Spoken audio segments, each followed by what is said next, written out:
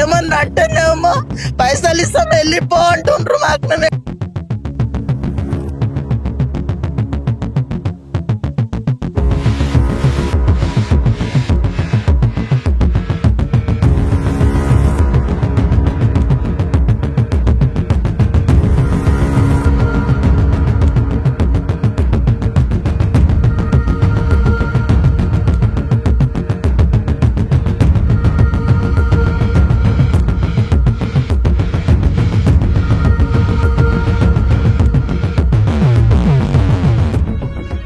ఇప్పుడు Raya Singh party BJP నుంచి రాజీనామా చేసిండు.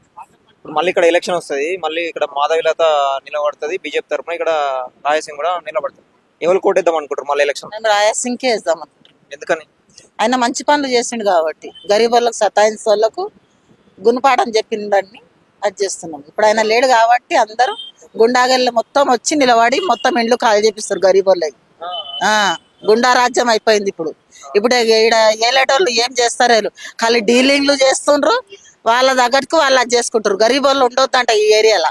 ఎందుకని ఉండొద్దు? మేము కరోడపతులు, మేము మాలు కట్టుకుంటే మాకు కిరాయిలు వస్తాయి. ఏమన్నా ఈడ చేస్తారు, పెద్ద పెద్ద వాళ్ళ చెయ్యింది. ఒకనికి కోమటోనికి నూకిర్రు ఆడ ముంగట, ఆడ ఆయిల్ బాలరాజు అంటే వానికి ముంగట నూకిండ్రు, వెనక నిలబడ్డారు. ఇక పార్టీ అని అంటే బాగుండదు. ఇక వాళ్ళు అర్థం చేసుకుంటారులే, వార్తలు విని వాళ్ళు అర్థం చేసుకుంటారు. వాళ్ళు అర్థం చేసుకుంటారు, వాళ్ళు ఎట్లనన్నా అర్థం చేసుకుంటారు. ఎందుకంటే ఏ మీడియా వచ్చినా కానీ అదే చెప్తున్నాం మేము. ఈ గుడి పాత గుడి ఉండే, పాత గుడి ఉన్నప్పుడు మా అమ్మ దేవుని కళ్ళలో పోయి, పి రామస్వామి ఉండే అప్పుడు, పి రామస్వామి అన్న నాకు కళలో వచ్చి దేవుడు గుడి పాత గుడి ఉన్నప్పుడు గుడి కట్టాలన్నా అని అంటే, అన్న నా కళలో వచ్చి ఇట్లా దేవుడు అంటుండంటే నా తను దాచిపెట్టిండా, పాండరంగడు దాచిపెట్టిండా, నువ్వు దాచిపెట్టినవా అని అంటే, అన్నా నా కళలో వచ్చి నువ్వు మీరు చెప్తుండ్రు ఏం సంగతి, నేను గరీబ్ దాన్ని అంటే నీకు ఇంతనో అంతనో ఇంత జాగ ఇప్పించిన కదా, నీ మాట ఇంటాడు పో అని అంటే, మా అమ్మ తన ఆ జమాన్లో 11,000 రైటింగ్ తోని ఫస్ట్ చందా మా అమ్మతో తీసుకుంటారు. ఇలా మా అమ్మ బాసాలు బయటపడ్డా, ఎవడు పట్టించుకుంటలేడు. ఈడ ఎవరు అయ్యో అంటలేరు మా గురించి. మొత్తం 24 రోజులు ఇవాళకి రోడ్డు మీద పడుకుంటున్నాం, రోడ్డు మీదనే దోమలకి ఇట్లా అదవుతున్నాం. వస్తుండ్రు చూస్తురు పోతుండ్రు. నిన్న 10 లాయర్లు వచ్చి మొత్తం కూలిపోయింది, మొత్తం గుడిచే కూలిపోతే వాళ్ళే పెట్టి అమ్మ మొత్తం వీడియో తీసుకొని పోయిండ్రు. ఎవడు పట్టించుకుంటలేడు మా గురించి. ఇక్కడ కమిటీ పట్టించుకుంటలేడు, ఈడ కౌన్సిలర్ పట్టించుకుంటలేడు, ఎవరు పట్టించుకుంటలేరు మా గురించి. ఏమన్నా అంటేనేమో పైసలు ఇస్తాం వెళ్ళిపో అంటుండ్రు మాకు. మేము ఎక్కడ పోతాం? ఎన్ని రోజుల నుంచి ఉంటారు మీరు?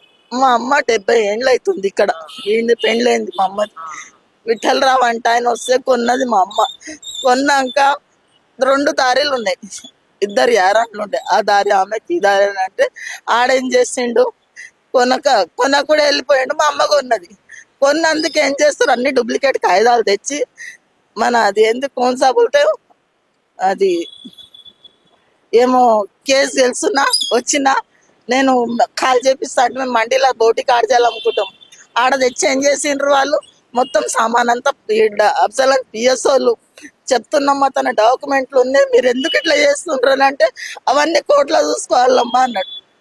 కోర్టులో చూసుకోవాలంటే సరే అని అన్నాం మేము. కోర్టులో చూసుకుంటాము. ఇప్పుడు ఏమన్నాం మేము, అన్ని బియ్యము పప్పులు అన్ని ఖరాబ్ అయిపోయినాయి, బట్టలు ఖరాబ్ అయిపోయినాయి. ఇల్లు పెట్టా, ఇల్లు ఉంది, రోడ్డుకుంది, కూలగొట్టలేదు, తాళం వేసి బయట వేసి తాళం వేసిండు. సరే మొన్న పిఎస్ కి పోయినాం, ఆ బాలరాజ్ మీద కంప్లైంట్ తీసుకోమంటే తీసుకొని అంటుండ ఎస్ఐ, తీసుకొని అంటుండ ఆయన. ఎందుకు తీసుకో, ఆయన చెప్తే తీసుకున్నాం, మేము చెప్తే తీసుకోవా అంటే, కాదమ్మా మేము కూర్చొని మాట్లాడతామని ఇప్పటిదాకా మాట్లాడలేదు, తొలా ఏకాదశి అయినాక మాట్లాడతామని ఇప్పటిదాకా మాట్లాడలేదు. మరి ఎమ్మెల్యేని కలిసే ప్రయత్నం చేసింది ఏమన్నా? ఎమ్మెల్యేనే వచ్చి మాట్లాడిండా, వచ్చి ఆమె లే ఈయన శంకర్ యాదవ్ వచ్చి కార్పొరేటర్ వచ్చి మాట్లాడిండు. ఆమె కొన్నది ఆమెకి ఇచ్చేయాలి అని చెప్పిండు. పి రామస్వామి కొడుకు వచ్చి ఆమె కొన్నది ఎందుకు తాళం వేస్తుర్రు అని అంటే, లేదన్నా రేపు మాట్లాడదాం అని బాలరాజు గుండాగిళ్ళకి దొరికొచ్చి, అడ్డ మీద నుంచి దొరికొచ్చి మా సామాన్ అంతా బయటేసిండు. అన్ని డూప్లికేట్ కాగితాలు నేను. కావాలంటే మేము పురుగుతో సహా చూపెడతాం, లేకుంటే మా ఒరిజినల్ కాగితాలన్నా చూపెడతాం మేము. ఇప్పుడు ఒకరిదేనా ఇంకెంతమంది అట్లా బయటికి వెళ్ళగొట్టారు? చాలా మందికి వెళ్ళగొట్టి బిల్డింగ్లు కట్టిండ్రు, కానీ మేము జరగాం నుంచి. మా ఇల్లు ఎంతమంది ఇప్పుడు ఇప్పుడు మేము ఒక్కరేమే ఉన్నాం. మేము ఒక్కరేమే. మా అమ్మ మొత్తం 185 గజాలు ఉంది. మా అమ్మ 100 గజాలు కొన్నది. 80 గజాల గురించి అది మా పెద్దమ్మ కొడుకుది 80 గజాలు. ఆ జాగా గురించి తడపడాయిస్తుండ్రు. ఇళ్ళకి వెళ్ళకూడదాం పైసలు ఇచ్చాను చూస్తుండ్రు వాళ్ళు. పెద్ద పెద్ద వాళ్ళ చెయ్యి ఉంది అందులో. మరి కార్పొరేటర్ గారు ఏమన్నారు వాళ్ళకి ఏమన్నారు మాట్లాడుతా అన్నాడు. మా ఆయన కూడా సపోర్ట్ చేస్తలేడు. మళ్ళీ ఇవాళ ఇంకొక ఆయన వచ్చి 20 గజాలు ఇస్తానంటే మేము ఎట్లా తీసుకుంటాం. మా అమ్మ 100 గజాలు తీసుకుంది. 70 గజాలది ఒక డాక్యుమెంట్ ఉంది, 30 గజాలది ఒక డాక్యుమెంట్ ఉంది. అన్ని డూప్లికేట్ అంతా పైసలు తినిపించి తెచ్చిండు బోకర్ కదా. అదేంది క్యాకి బోల్తే రవీనా కొన్సాకి బోలేవో జీపీఓ చేసుకొని వచ్చిండు. జీపీఓ నడుస్తుందా నాన్న జీపీఓ? తన డాక్యుమెంట్ మంచిగా ఉంటేనే కదా ఏదన్నా అడ్జస్తానికి.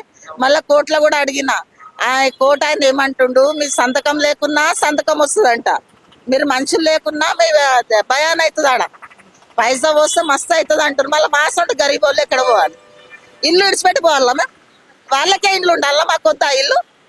ఇట్లా ఎన్ని సంవత్సరాల నుంచి జరుగుతుంది ఇట్లా ప్రతిసారి ఇట్లా ఇల్లు వెళ్ళగొట్టడం? కొట్లాటలు అవుతుండే మళ్ళీ ఎక్కడిదక్కడ ఊకుంటుండే. ఇప్పుడే ఈసారి బాసాన్లు బయటేసిండ్రు. మా అమ్మ కొన్నప్పుడు సంధి దేశ తాయించిండ్రు. మా అమ్మ ఏమంట మా తమ్ముడు చచ్చిపోయిండు. మా తమ్ముడు చచ్చిపోయిన ఇల్లు కడదాం అనే వరకు ఎవడన్నా వచ్చి ఇల్లు పడుతుండే. 13 ఏండ్ల కింద చేసినుండే. 13 ఏండ్ల కింద చేస్తే అప్పుడు మార్కింగ్ వేసిండు ఇదే కౌన్సిలర్ కార్పొరేటర్ శంకరన్న మార్కింగ్ వేసిండు కదా అని అన్న. అనే వారికి ఏం చేసిండు, మార్కింగ్ చేసినావు కదా అన్న, మళ్ళీ ఇక్కడ నుంచి నేను గోడ పెట్టుకొని కట్టుకుంటా అని అంటే అప్పుడు కనబడ్డాడైతే మొన్న కాగితం తీసుకొని వచ్చింది. మళ్ళీ 24 తారీఖు 25 తారీఖు అలా డేట్ ఉంది. మాకు ఒక దినం అన్న ఒక 2 గంటల నీమంటే పోలీసు వాళ్ళు ఇవ్వలేదు. మాకు పోలీసు అందులో అంత దౌర్జన్యంగా చేశారు. మేకల మందల్లో గుచ్చుకుపోయారు. కావాలంటే ఫోన్లో ఉన్నాయి వీడియోలు. అట్లా చేసిరు. మేము గరీబ్ వాళ్ళం ఇల్లు కట్టుకోవద్దంట ఇక్కడ. అదే ఇప్పుడు కేసీఆర్ ఉన్నప్పుడు బాగుండే, మరి ఇప్పుడు ఇట్లా ప్రభుత్వం మంచిగా ఉండే. కానీ ఇక్కడ అంతా మొత్తం దొంగల రాజ్యం అయిపోయింది. చెప్తున్నా కదా. ఎవరి తన పైస ఉంటే వాని దిక్కే మాట్లాడుతారు. గరీబ్ వాళ్ళు ఉండొద్దు అంటారు. గరీబ్ వాళ్ళకి ఎంతనో అంత ఇచ్చి వెళ్ళకూడదాం అంటారు. మీకు రాజాసింగ్ గారు అందుబాటులో ఉంటారు ఇక్కడ? రాజాసింగ్ ఉంటాడు. రాజాసింగ్ చాలా మంచి ఆయన. గరీబ్ వాళ్ళకి అన్యాయం చేయలే రాజాసింగ్. ఎమ్మెల్యేనే కలిసే ప్రయత్నం చేయకపోయింది. పోయినాం, పోతే పదవి అయిపోయింది. ఆయన నడవదంటే పోలే. మేము ఎమ్మెల్యేకి రాజీనామా చేయాలి కానీ పార్టీకి రాజీనామా చేసాడు. పోయినాం ఆడికి ఆఫీస్ కాడికి పోతే నడవదమ్మా అని అంటే వచ్చేసినాం. 4-5 సార్లు పోయినాం. ఇప్పుడు ఎమ్మెల్యేగా రాజీనామా చేస్తే ఇక్కడ మళ్ళీ ఎలక్షన్ పెడతారు. మళ్ళీ ఎవరు కోటేస్తారు? మాధవిలతో కోటేస్తారా? ఇక్కడ రాజాసింగ్కే వేస్తానే. ఎందుకంటే బండారి కాక తర్వాత రాజాసింగే. బండారి కాక ఉన్నప్పుడు మంచిగా ఉండే, పి రామస్వామి ఉన్నప్పుడు మంచిగా ఉండే. అదే మళ్ళీ ముఖేష్ అన్న ఉన్నప్పుడు కూడా మంచిగా ఉండే. ముఖేష్ అన్న కొంతమందికి అయితే తల్వార్లతో నిలగొట్టారు. ముఖేష్ అన్న అన్నాడు నా పేరు బదలాం చేస్తున్నారు అని చెప్పిండు. అప్పుడు నేను ఉన్నాడా తెలుసా? అట్లా గుండా రాజ్యం చేస్తున్నారు ఈడ. ఇప్పుడు వేరే పార్టీలో పోదామని చూస్తుండే. ఏ పార్టీలో పోతే రాయసింగ్ మంచిగా ఉంటుంది? ఆయన ఏ పార్టీలో అయినా కానీ గరీబులకు అయితే న్యాయం చేస్తాడు. ఆయన ఏ పార్టీలో అయినా చల్లగా బతకని ఆయన న్యాయం చేస్తాడు. గరీబులకు అయితే అయ్యో అంటాడు కానీ కాదని అన్నాడు. ఆయన అంత మంచి వ్యక్తి. మరి రేవంత్ రెడ్డి వచ్చిన తర్వాత రేవంత్ రెడ్డి పరిపాలన రేవంత్ రెడ్డి వచ్చినప్పుడు గుండరాజ్యం అంతా వచ్చి నిలబడుతుంది కదా. పండుకున్న వాళ్ళంతా లేచి కూస్తారు. సచిన పీను కూడా లేచి కూస్తుంది కబ్జాల గురించి. దీనికన్నా ముందు ఎవరు అంజనీ యాదవ్ ఉన్నప్పుడు బాయి మూసిరాడ. అంజనీ యాదవ్ ఉన్నప్పుడు గుండాగోళ్ళు వచ్చి బాయి మూసిరు. ఆనంద్ గౌడ్ వాళ్ళందరూ వచ్చి బాయి మూసిరు. శంకరన్న ఇల్లు మట్టి అంతా వచ్చి బాయి మూసి అది మొత్తం లెవెల్ చేసేసి ఒక షర్ట్ వేసిర్రు. ఆ షర్ట్ కూడా మాదే అంటారు. ఇప్పుడు ఆ జాగా మాది. అట్లా చేస్తుండ్రు. ఇప్పుడు ఐ కాంగ్రెస్ వచ్చినప్పుడు అంతా గుండా రాజ్యమే వస్తుంది. చెప్తున్నా కదా, గుండా రాజ్యమే. ఐ కాంగ్రెస్ మొత్తం గుండా రాజ్యమే. వాళ్ళ ముంగడ చెప్పమన్నా చెప్తా నేను. ఒక్క ఆడపిల్లలు ఒక్క బస్సు పెళ్లి కాని పిల్ల రోడ్డు మీద వండుకుంటుందంటే ఇంత సిగ్గు శరం అనిపిస్తలేదా? బయటి పిల్లలకి ఎవరన్నా చెడాయిస్తే ఏంది ఎవడరావరా నువ్వు అని అంటారు. ఎవడో వచ్చి ఈడ కొన్నాను డూప్లికేట్ కాగితాలు పెట్టుకొని వాడు వచ్చి హంగామా చేస్తే ఎందుకు రాలేదు? ఆడపిల్లలకి ఎందుకు సపోర్ట్ ఇవ్వలేదు? నేను అదే అడుగుతున్నా ఇప్పుడు వాళ్ళకు. ఒక్క పిల్ల అంటే అందరు ఆడపిల్లనే. వాళ్ళ ఇంట్లో కూడా ఉన్నారు ఆడపిల్లలు మా సొంటోళ్ళు. కానీ వాళ్ళు చాలా అనుభవిస్తారు. మేము ఇవాళ కాకుండా రేపు గెలుస్తాం. కోర్టు నుంచి కూడా గెలుస్తాం. మాకంత ధైర్యం ఉందంత పట్టుదల ఉంది. ఏడుదాకంటే ఆడదాకా. కానీ వాళ్ళకైతే మా ఉసురు ముడుతుంది, మా కళ్ళకైతే ముడుతుంది. మా అమ్మ 90లో కొన్నది. మాకు 92 నుండి ఇదే రవస. ఒకసారి వాడు కొన్నా అంటాడు, ఒకసారి వీడు కొన్నా అంటాడు, ఒకసారి వాడు కొన్నా అంటాడు, ఒకసారి వీడు కొన్నా అంటాడు. ప్రతిసారి పోలీస్ స్టేషన్ పోవడం రావడం. మాకు పి రామస్వామి ఉన్నప్పుడు కొనుక్కోమ్మ అంటే కొనుక్కున్నాం. పి రామస్వామి చచ్చిపోయిండు. వీళ్ళందరూ మాకు ఏం చేస్తారో మాకు తెలియక వస్తుంది. పులి పోయిండు, పిల్లి ఎగబడ్డారు మా వెంబడి మొత్తం. అప్పుడైతే పోలీస్ స్టేషన్ పోతుండే, ఆయన ఇడిపిసుకొస్తుండే అయిపోతుండే. ఇప్పుడైతే కోర్టుకెళ్ళి తెస్తా అంటుండు. ఇది ఆల్రెడీ కోర్టులో నడుస్తుంది. కోర్టులో నడుస్తుంటే కూడా ఆయన కోర్టు ఎట్లా ఇచ్చిండో మాకు తెలియదు. మాకు ఒక నోటీస్ రాలేదు, మాకు ఒక పిలుపు రాలేదు. మేం లేనిది వాళ్ళ కోర్టు ఆయన ఎట్లా ఇచ్చిండు, ఆయనకి ఇయ్యొచ్చు అట్లా. మరి ఆయన ఎట్లా జడ్జు, ఆయన ఎంత లాయరో, మరి ఎన్ని పైసలు తిన్నారో ఎవరో మాకు తెలియదు. మా లాంటి గరీబులకు ఎట్లా సతాయించడం, ఇంకా సతాయిస్తారా? ఇన్ని 282 ఇండ్లు ఉన్నాయి. వాళ్ళ అందరి ఇండ్లలో మగవాళ్ళు గట్టిగా ఉన్నారు. మా ఇంట్లో మగవాళ్ళు లేరు. మాకు ఒక 2 తమ్ముళ్ళు, మేము 3 అక్క చెల్లెన్నాం. ఒక తమ్ముడు చచ్చిపోయింది, ఒక తమ్ముడు పిచ్చోడు. మా అమ్మ, మా చెల్లె, మా తమ్ముడు 3 ఉంటారు ఇంట్లో. నా పెండ్లి అయిపోయింది, మా అక్క పెండ్లి అయిపోయింది. మా ఇండ్లలో మేమున్నాం. మగదిక్కు ఎవరు లేరని కబ్జా చేసుకొని మా అమ్మకి ఇంటి బయట కూర్చోబెట్టిర్రు. వాళ్ళకి ఏమైనా న్యాయం అవుతుందా? వాళ్ళ కూడా అమ్మలు, అక్కలు, తల్లిళ్ళు అందరు ఉండొచ్చు కదా. ఇట్లా వాళ్ళ నాతుండొచ్చా? మొత్తం పోలీసు వాళ్ళని తెచ్చిండు, కోర్టు వాళ్ళని తెచ్చిండు, పోలీసు వాళ్ళని దొలకొచ్చిండు, కోర్టు వాళ్ళని దొలకొచ్చిండు. మా తోటి ఏం ఇన్ఫర్మేషన్ తీసుకోలేదు. హడి అని గొర్ర గుంజుకపోయి బయట వేసేసారు. లాయర్లు వచ్చారు కదా 10 మంది లాయర్లు, మీకు సపోర్ట్ మాట్లాడారు? వాళ్ళకే సపోర్ట్ గా మాట్లాడుతారు. వాళ్ళు ఏమంటారు అంటే ఆయన కోర్టుకెళ్ళి వచ్చిండమ్మా అంటే, కోర్టుకెళ్ళి ఎట్లా వస్తాడు? ఆల్రెడీ కోర్టులో కేసు నడుస్తుంది. అట్లా ఎట్లా వస్తాడు ఆయన? రావచ్చు, అట్లా అన్యాయమే కదా. మేం రాంది ఇప్పుడు ఇది మొత్తం గుడికింది జాగా, కొనుక్కోమంటే కొనుక్కున్నప్పుడు మాకు ఆయన మంచిగా రాసిచ్చిండు ఇది మీ జాగా అని. మాకు ఒకటి ఏం చేసిండంటే దారి ఒకటి చూపించలేదు. దారి చూపించకపోతే మేము ఇల్లు కట్టుకోలేదు. దారి చూపిస్తేనే కదా మేము ఇల్లు కట్టుకునేది. వాళ్ళకు పైసలు ఉన్న వాళ్ళకి దారులు చూపిస్తారా? మేము పైసలు లేని వాళ్ళకి వద్దాం మాకు దారి?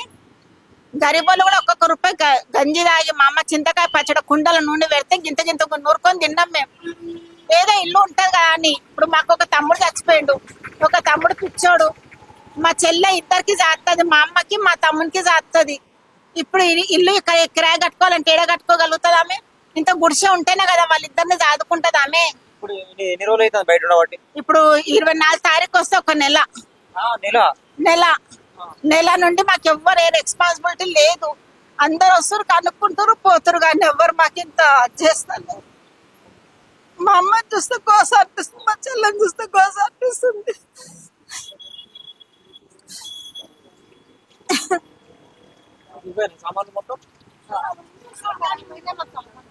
సామాన్లు పప్పులు, బియ్యము, నూనె అన్ని ఖరాబ్ అయిపోయింది.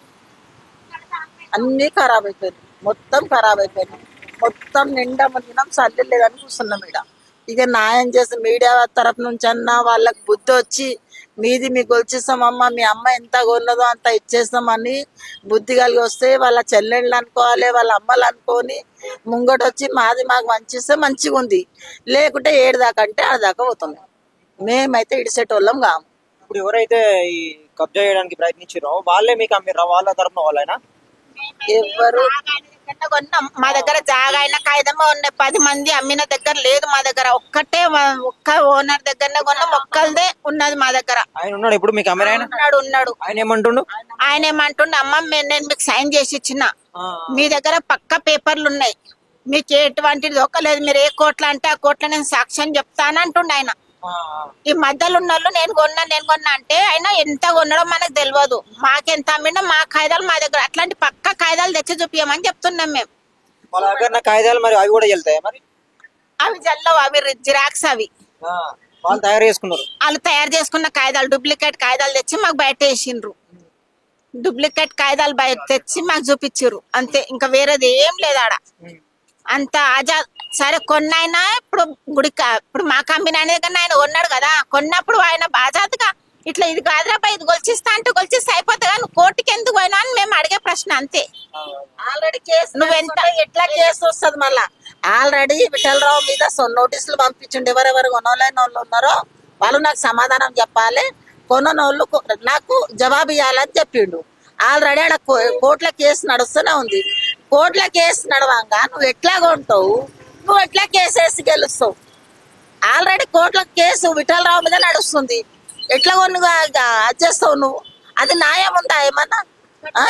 అదే సెక్షన్ లా 282 ఇండ్లు కోట్లనే ఉన్నాయి.